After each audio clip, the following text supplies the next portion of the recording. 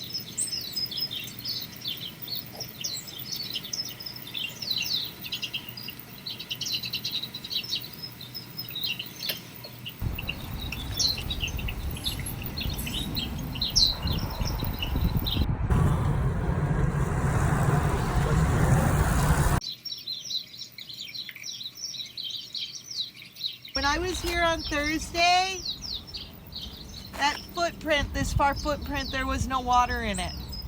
So the water's flowing down and coming up. This water's coming from underground, not above. This is proof positive, guys. There's fresh water galore underneath our feet. So LA Audubon extremely focused on education, which is why I'm here, and the conservation and restoration. This is a great spot to take your students.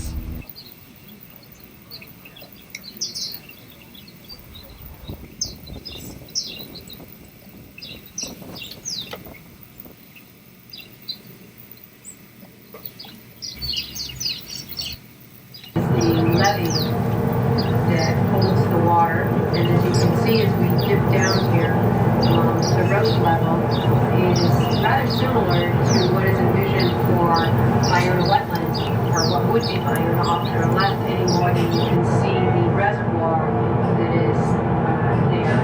Federal laws disallow for bushes and trees for those reasons, for easier inspection. Shown.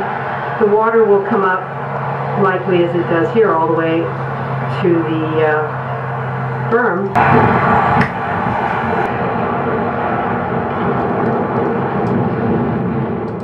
Different types of berms and how they are constructed. And here you can see, at least on the outside, the rock wall.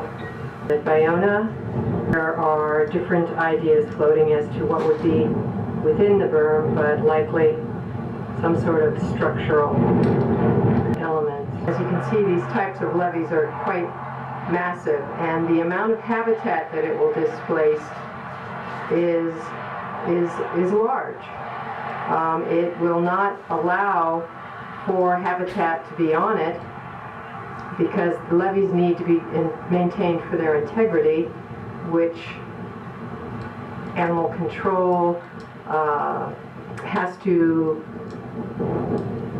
be on alert, if you will, for inspections to make sure that you don't have any rodents burrowing into these areas that may then cause a breach. That's why you have all the grasses, so that they can be inspected regularly. You also don't have any tree roots that may also breach the integrity. You're talking about introducing something that will destroy habitat, even having it be land available as habitat. It won't be. Tribal leader John Tommy Rosas is about to establish for you that Ballona is historically a seasonal, predominantly freshwater wetland. In 1923, and actually before, about 1906 to 1909, and then 1920, they had various lawsuits and cases, so this got realigned and different things happened. But on this USGS map, what's important is the federal government determined that the channel should run and stop here, and this is their mark there for fresh water that comes down is let go into the freshwater wetlands that was already existing. It did not go through like it does now into the marina. See, now it goes, and then the high and low tides come up it. Before, see the difference right here? Right at area A, right here, you can see that creek line. And so the original Ballona Creek was here, then they channeled it, but they still dumped the fresh water here. They did not mix it or inundate this with more salt water like they want to do in alternative 1, 2, and 3. This is about fresh water. This is all fresh water, and then you can also see the saltwater little channels that were here for the estuary. So really the estuary, which is a salt and freshwater mix, is in this area, way down here. So this shows that it was existing, and that the Army Corps, in their graphic, in their map, and their design and everything to dump the water right here was for fresh water. So that's why in my graphic I'm saying 1923 USGS shows freshwater wetlands. This is still really actually a creek, even though it was channelized. It did not go to the ocean like I explained. Here's area A. So they want to rip all this out and then have that be saltwater intruded, and it was never like that. And what's important about this video and what I'm explaining is that it shows that this was freshwater before, but it was made purposely freshwater restored again by the freshwater restoration of the channel. So they can't say that they're restoring anything. If they're going to restore it, it should be to this alignment and this source of water, which we can get from Playa Vista's freshwater here. In the EIS, we have to go for the freshwater alternative.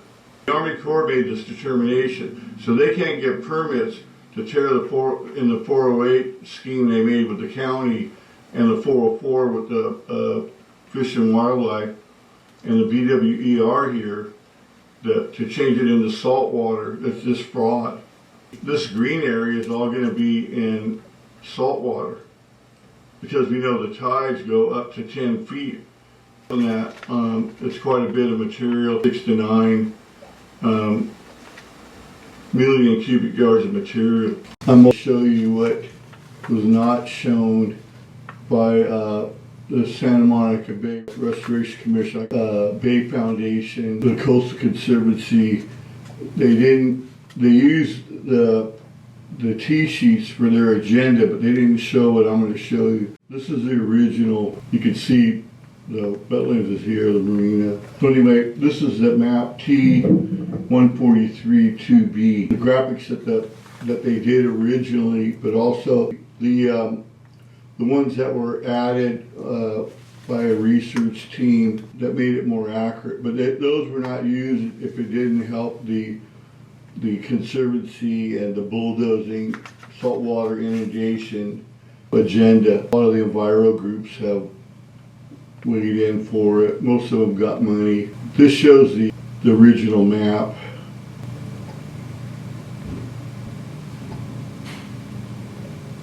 It doesn't justify, tearing all this open with a bulldozer to inundate the rest of the wetlands with salt water when it never had that.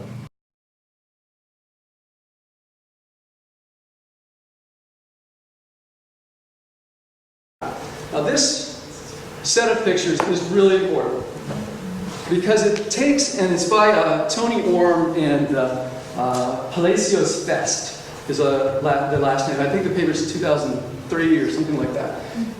Upper left, 7,000 years before present. And you go 2,000 years, 5,000 years before present, 4,000, 3,000, 2,000, 1,200. Okay? And so what you see is this slow filling in of the Ballona Bay, essentially, over time.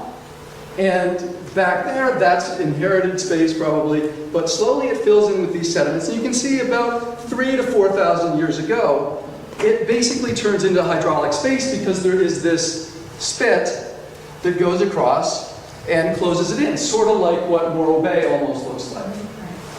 Right? So it's gone through that phase. And this here is a hydraulically defined opening. If you wanted to go something that was open to the ocean and fully tidal all the time, you'd need to go back about 4,000 years. So, our model predicts frequent closure. It's terraced, but part of a prorating system. Large size, okay, if you include the elevator, it's large size. If you don't, it's a little bit smaller. High exposure hydraulic system. And this is our generalized model for that. Some of the time it should be perched. Most of the time it should be closed. And when it does open, it opens real good down to the low, in the low tide area, the low intertidal.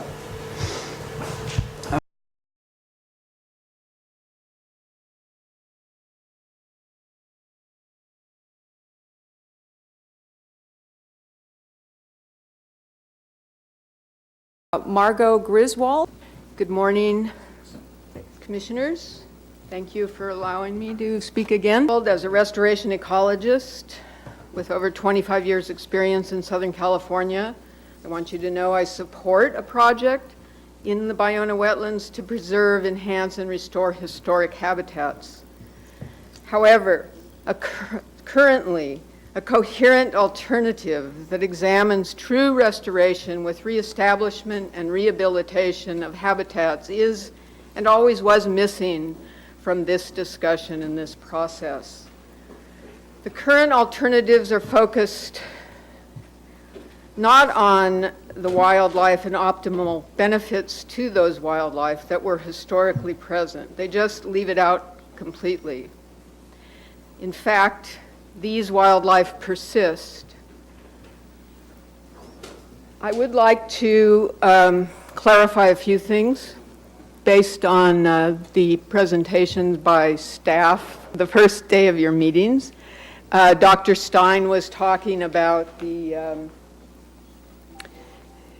historical ecology of Ballona wetlands.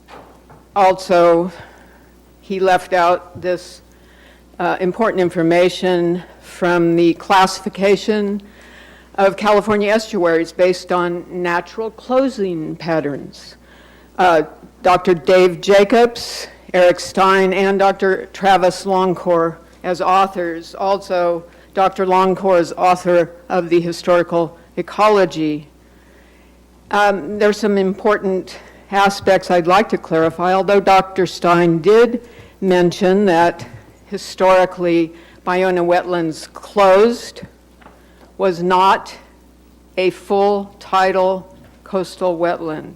This is an important fact for the Commission to understand.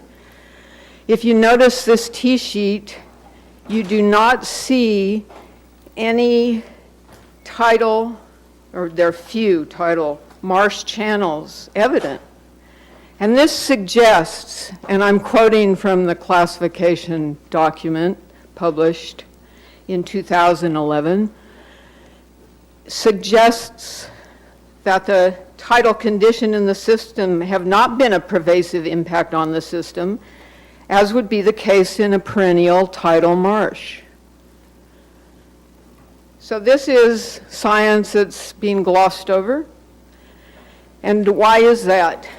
I hadn't thought to bring it up again because people proposing the project, when I've spoken in the past from 2012 through now, when we're together speaking in tandem, they will say, oh yeah, no, Margot, it's not a restoration.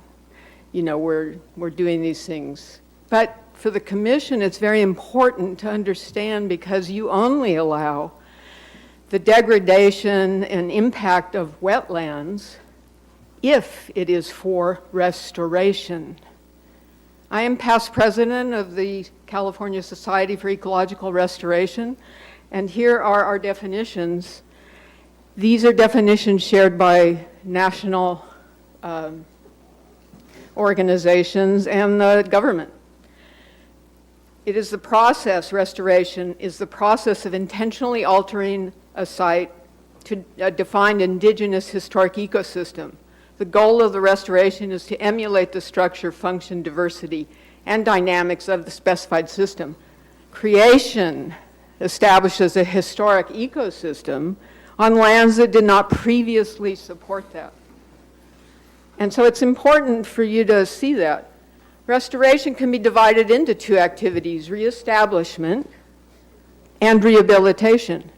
And I would say that's what's missing in the proposed project for the restoration of the Ballona wetlands.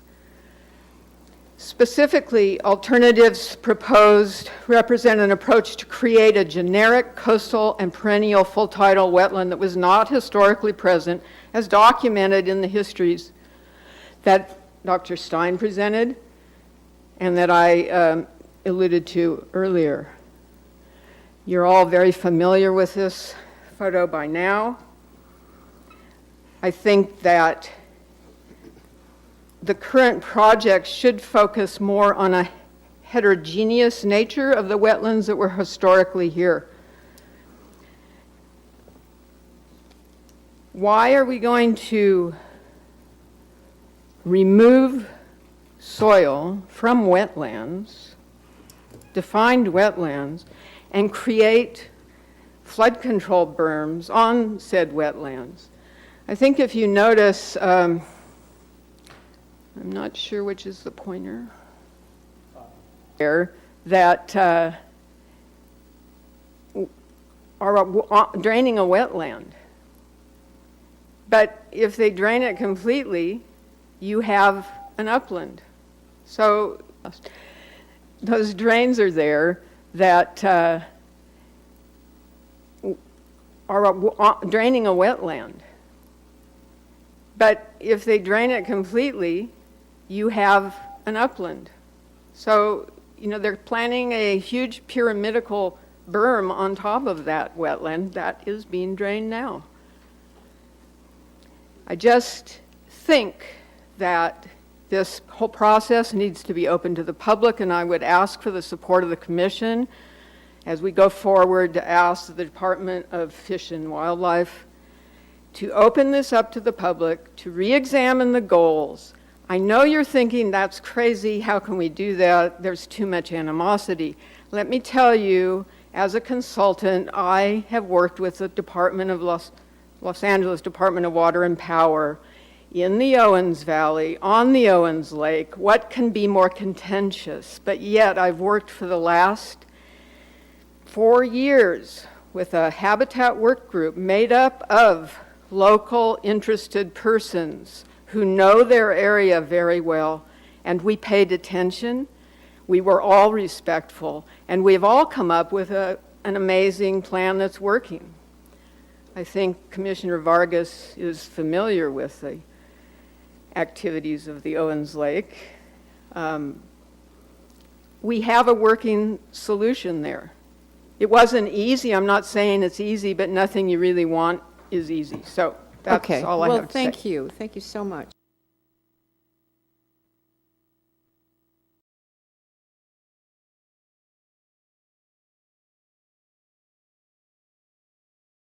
Rex Frankel, I'm the legal director of the Ballona Ecosystem Education Project. I want to give you the regional context for the systematic removal of fresh water from the Ballona wetlands. It is very significant because the Department of Fish and Wildlife's Restoration Plan EIR that came out a couple months ago only analyzes alternatives that involve converting the Ballona wetlands from a historically freshwater dominated area to an entirely saltwater project.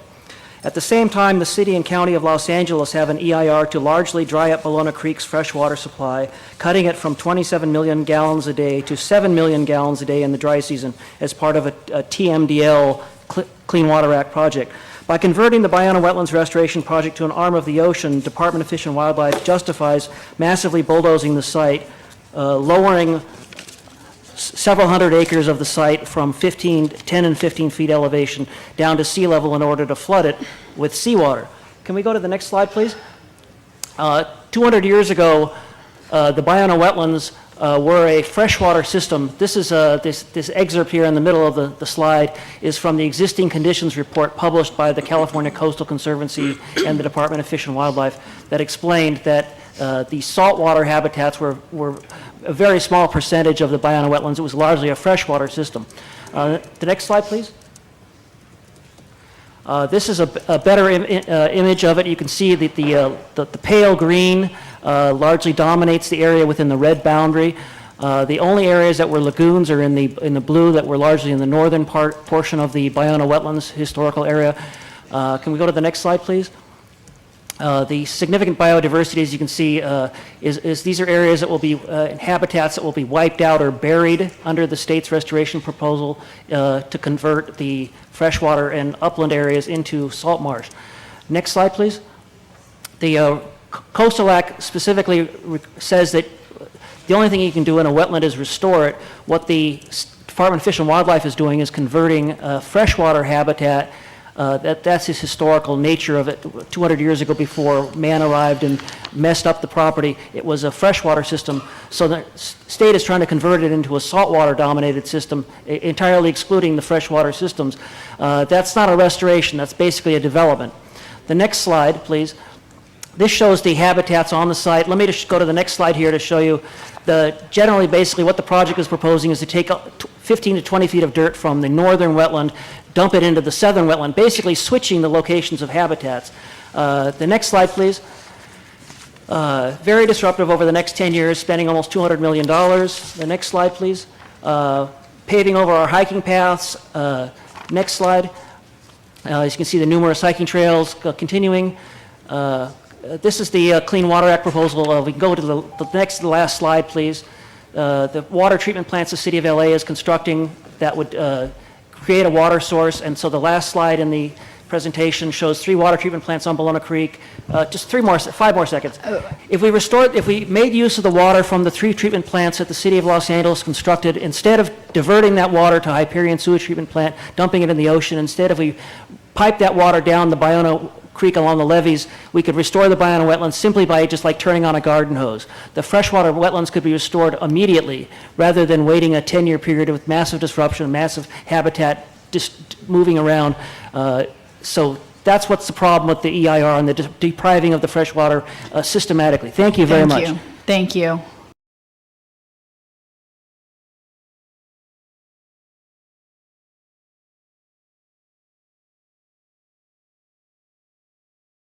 Ballona has several underlying freshwater aquifers. All of our agencies are saying that it's not my job to do anything, but it is their job. From federal to local to regional, it's a violation of the law to harm those aquifers.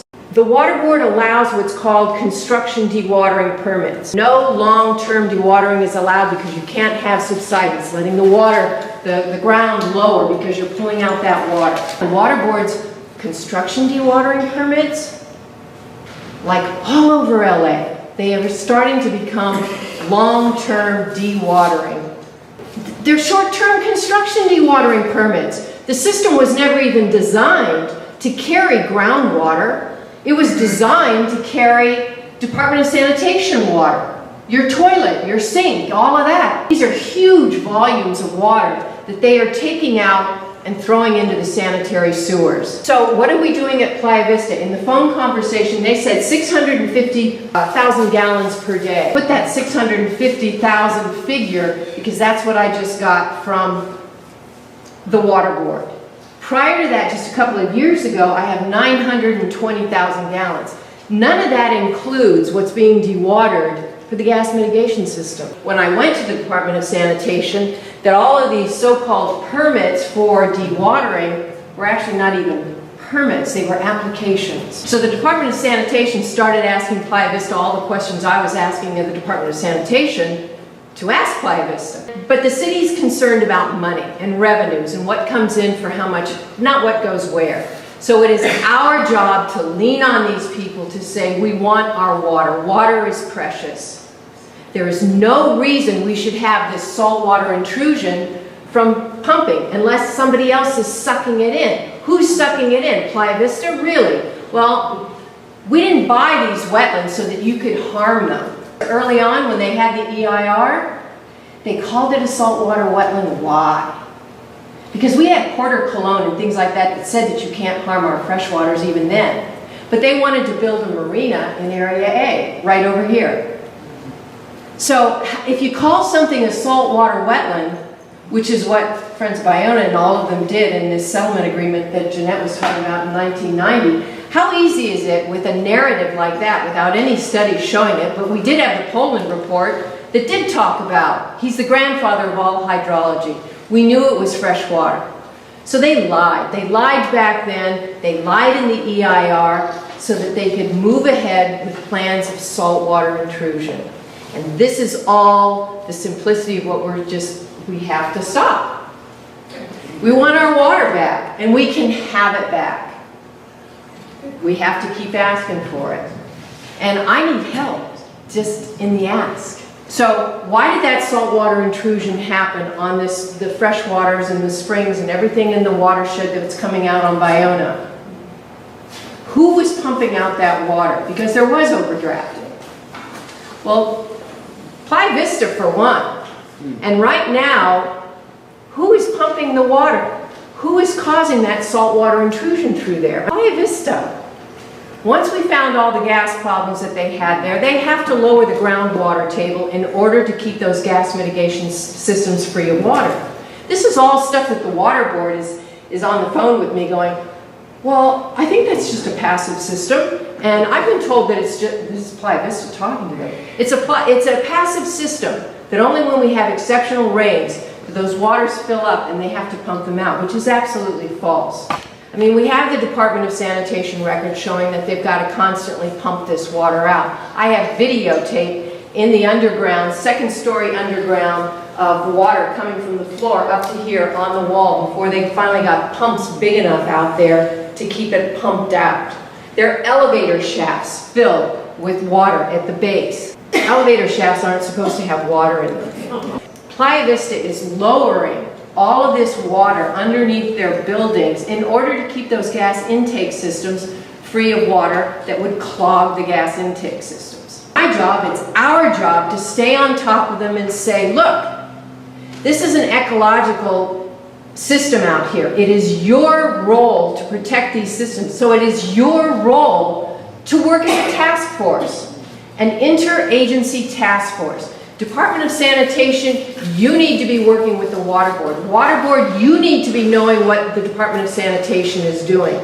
And what did they say to me? Well, we'll go back and talk to Playa Capital and Playa Vista. And I said, whoa, that's really nice, but you know what? Well, who you need to be talking to is the Department of Sanitation. But it is our role to stay on top of these people. It has been my role to write this stuff up, which one of those letters you have. There are multiple other ones, which we have spider maps that show all of these wells at Playa Vista.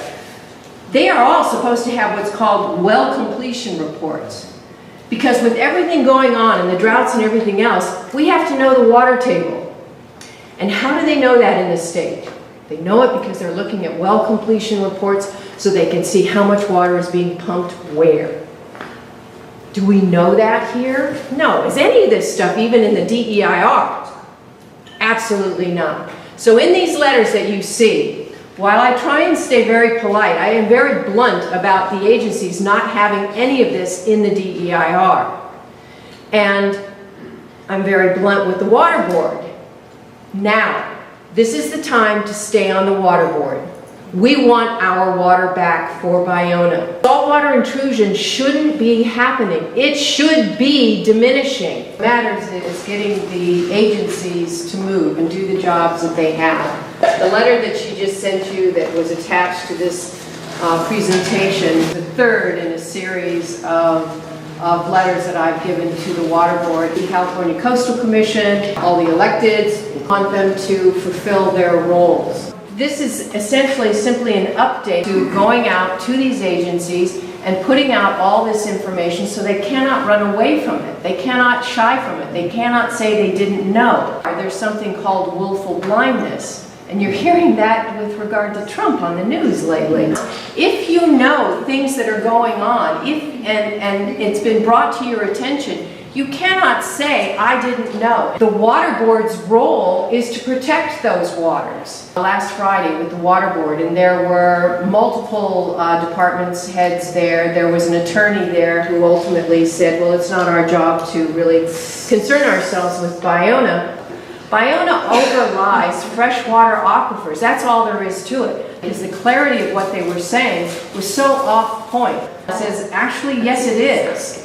And I ended up interrupting this hour-long conversation over and over and over again. There was drinking water from that water well. It was shut down. When we had the MTBE contamination in Santa Monica, which actually Santa Monica had some, but it also came down as far as Palms Boulevard, if you know where that is. That's pretty far south. The water board will try and tell you, well, we've got saltwater intrusion. Well, we do have saltwater intrusions, but what do they do in other towns and cities along the coast?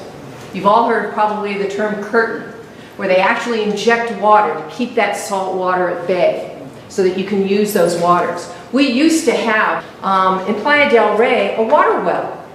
And the Culver wells were shut down to not draw that MTBE, which was the chemical cleanser and gasoline additive that they got rid of because a tablespoon in an Olympic-sized swimming pool is toxic. So they could not clean it in the aquifers below. So now they are pumping it up and cleansing it on the surface. But because of the fear of drawing it further down towards Ballona, they actually stopped pumping the Culver wells.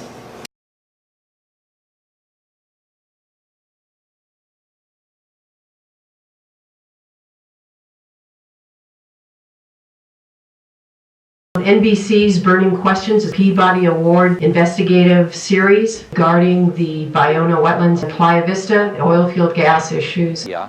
When the developers first began planning for all of this, Playa Vista, back in the early 1990s, the city commissioned an impact study which acknowledged the presence of flammable methane and toxic BTEX chemicals. But within certain guidelines, it proclaimed the site safe for development. The 1993 EIR stated there were no shallow zones or pockets of gas that could seep to the surface under the Playa Vista site. None. No gas.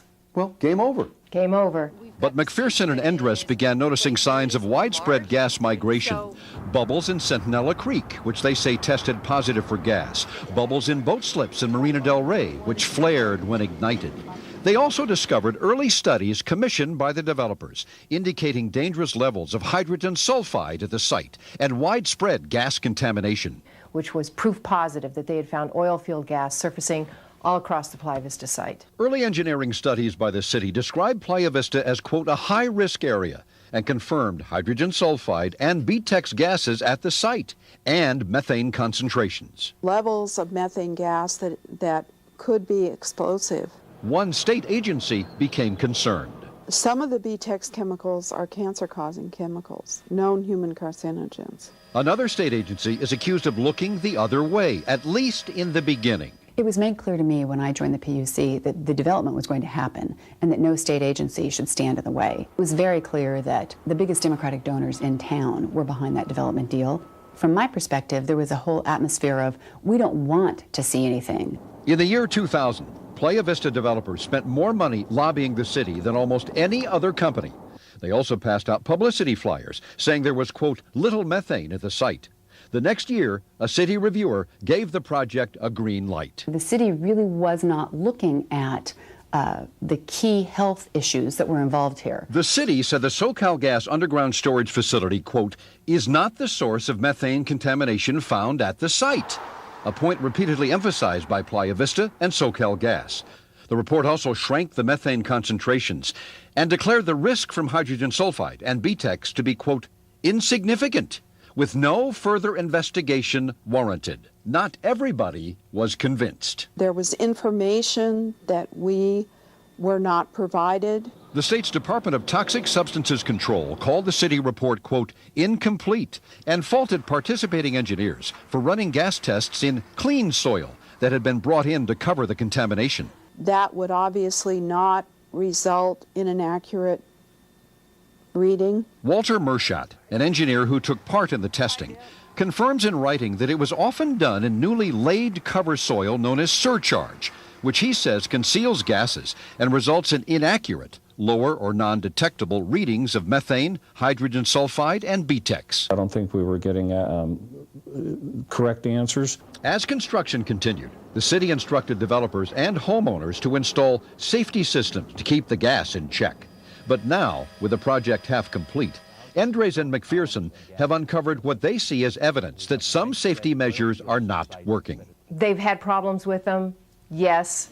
In fact, a city expert has warned the city council that a series of experimental 50-foot vent wells designed to siphon off gas in the most dangerous high methane areas may not be effective. A deep vent well will not work properly where you have high water table or you have a soil, clay soils or clay sands, which could clog up the deep vent well.